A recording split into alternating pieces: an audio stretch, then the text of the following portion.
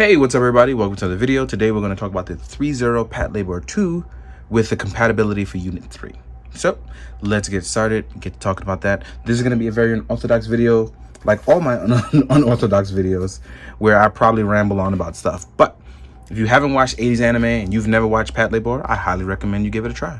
Even though it's about Japanese police officers, it's also about the cool robots and the system that they work within, because they try to actually do right.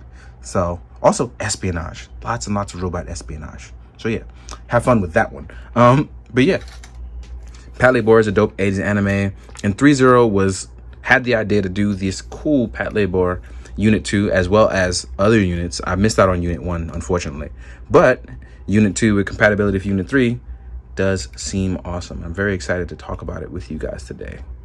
I don't have my turntable yet. I finally ordered one.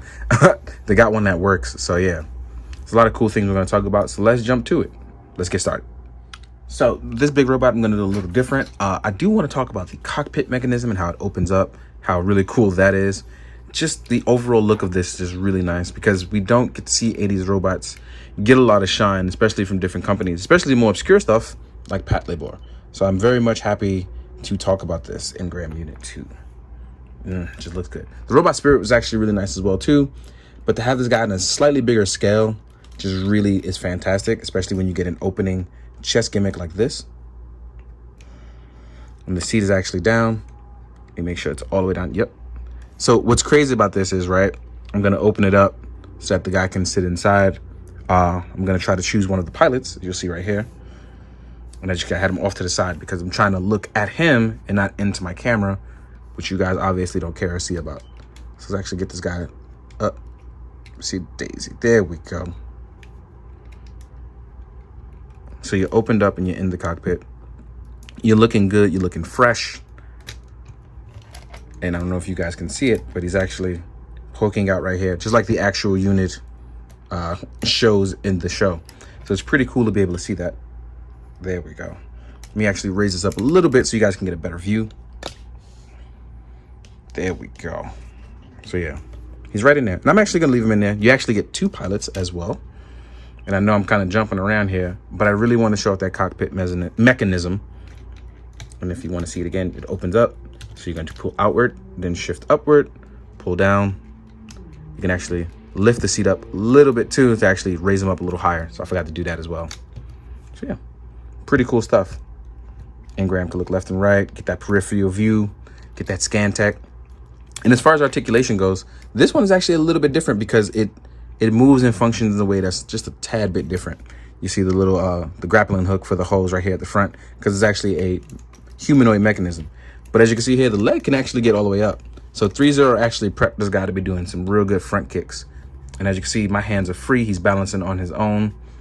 Just in case you want to see it fully on camera, the die cast in the feet allow it to keep some real balance. That's actually really, really nice. And as you can see, the leg will be able to have double joints and come all the way down. There is a thigh swivel as well too, but obviously it's going to be hindered by the type of style for the robot, because it'll clash with right here. So you can't do that. But you can get some running poses, because we actually have excellent articulation here. So they made this guy function really, really well. Get the head to rotate up. Actually, let's get that back. So yeah. And because the robot doesn't have to technically look up, because the guy is actually looking forward with his own view, you can see him actually doing a decent running pose, because the guy's cockpit can see outside on its own. The robot itself will see the peripheral. So let me see if I get him to balance. Can we do that? Let's see. We can do this, y'all. Oh, we did it. But I would have liked them to be able to look up just a little better. As you can see, the ball joint will cover it, but it won't go all the way back. You get to rock forward, rock a little backwards, but you can't go all the way up. You can get down on one knee as well too. Let's rotate this in. So you can get a lot of good poses from your robot. Ooh, our ankle pivot is also pretty nice. It goes outward and inward, and those die cast feet definitely does keep it sturdy. Also, that butterfly joint that's in there that allows these shoulders to come forward that you're seeing here are really nice when you want to hold the other weapons, and I'll get into that later. So we have our thigh, we have our bicep swivel as well too, and we have a rotating calf joint which actually can rotate all the way around when the arm is down, and does rotate all the way up too as well. Like I said, this is excellent for when you're holding certain weapons like the shotgun. So we'll get into that in a little bit. Does this rock left and right? Yeah, oh, I didn't even notice this before because I didn't test it. So we have major rockage on the left and the right. So that's actually very, very nice. I didn't notice that before. Let's see if it can go in both directions. Yes, it can.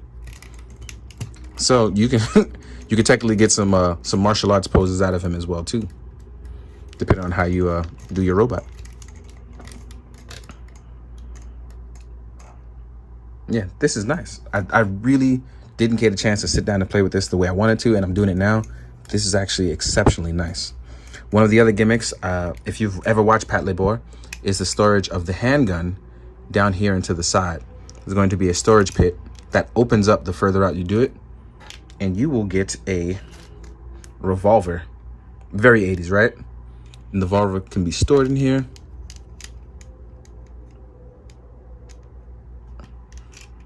Just like that, it closes up. So this is actually really cool that you can do that. When you open it up, you're supposed to open up with it, but I messed that up. So let me get that out of there. So this is actually really dope to see that mechanism really work itself out. If I didn't actually like mess it up 8 million times just now, it would have looked cool upon doing it, but I kind of messed that up. So there we go. Let's try it again. Yeah, there we go. So yeah, I want to leave that down. I'm gonna leave it stored in there. One more gimmick that I want to talk about that makes this guy really cool is the simple fact that not only the compatibility to turn it into Unit 3, which is slightly different, and I wanted to take that off so this works out. It gives you 2 new shoulder pads to turn it into the Unit 3, and you'll have replacement parts like this. These are hollowed out, and that is because on the actual one, which works out, I'm going to plug this right back in. On the actual one, you can actually light these up. And I'm actually going to do it on both, because when you have the sirens on, you're going to flip these up. I can't flip it up because I don't have nails. Let's use a Wolverine claw to get this open. It's a soft plastic. That'll get that to go up. And these use LGA1 batteries, LG1. So let's turn out the lights. That looks really nice. That does. And no sounds, but very nice lights that work. So I want to be able to use that in photos. And these are swappable with the Unit 3s as well. You can just push the tab, the small tab in after you put the batteries. It'll turn off, so you don't have to worry about it staying on. Oop, I dropped the board out. So here's the board coming out of it. To line this up, since I'm already here, to line it up, what you're going to do is you're going to match it to where it comes out. And there's going to be 2 tabs inside, and you line it up with the motherboard piece. Make sure it lines up. Just want to test that out. That works. And I'm going to place it back inside. Just make sure these shoulders stay back up nice and healthy. You'll also get the plates that I showed you for the Unit 3. You'll get 2 plates to change it for the Unit 3 for the front and the back. If I can just find out what I did with the other one. Here it is. Very small pieces. These change the back plate in Japanese for the Unit 3. So it sees right here in the front, it'll say Unit 2-22. For Unit 3, it'll say 2-23.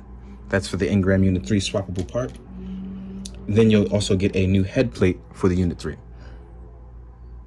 This will come with parts here that you can actually swap around or pop on to the Unit 2 or make it so that it has this faceplate or that one. You can change it as well as with this faceplate.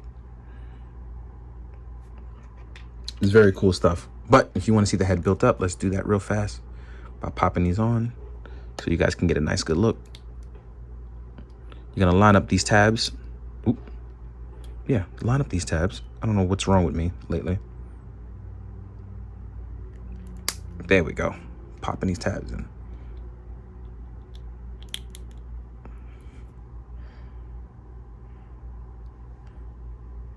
The ball joint here for this. Weapons wise, you actually get a fun, nice weapons. You already saw the revolver. You will also get a shield. This is a riot shield, which can take out the baton to stop other sorts of robots, or mechs, I should say, patrol labor units. And this actually comes with an extended version. So obviously when you whip it out, it comes down.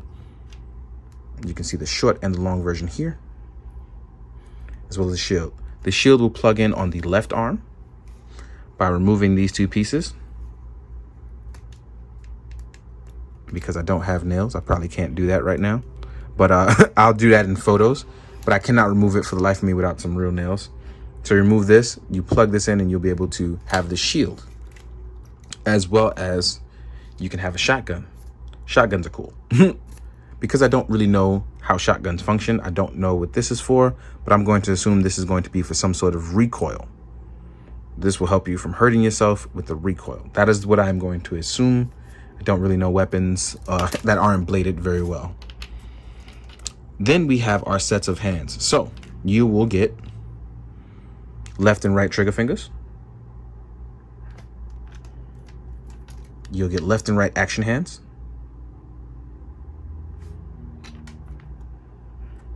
You'll get left and right relaxed hands. And then you will get baton holding hand for the right, obviously, because you don't do it with the left, so you do it with the right hand. And that pretty much covers all the stuff that the Patlabor unit comes with outside of its stand. And you already saw the other unit pilot. One was Ashido and one is Mashio. Wait, no, that's wrong. Ignore that. I don't remember the pilot's names. One is Aseo, but I can't remember the other pilot's name. So let's get this guy standing straight up. What I want to do is I do want to compare him to just some other robots so you can see the size, see what's going on. So I have it standing up as straight as possible, very nicely here. And in case you're interested in what he looks like next to an Astrobot, here he is next to an Astrobot. Let me lower it down for you guys real fast.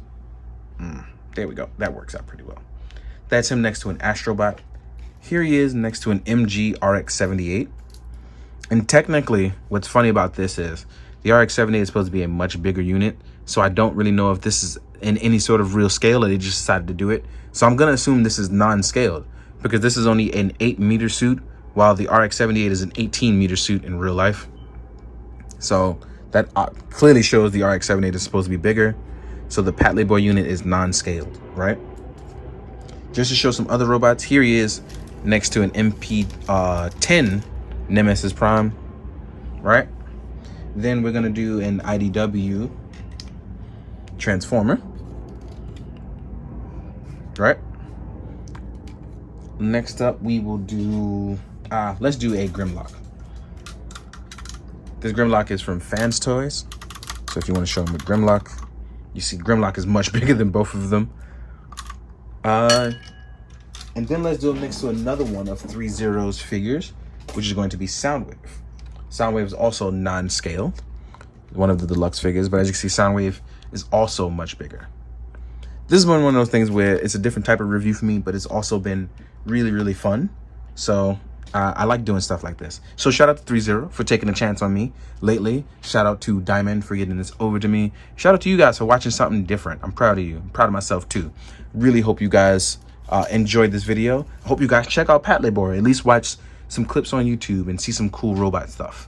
In the meantime, guys, hope you found this informative. I hope you enjoyed. And as always, please be good, do good, drink your water. Later.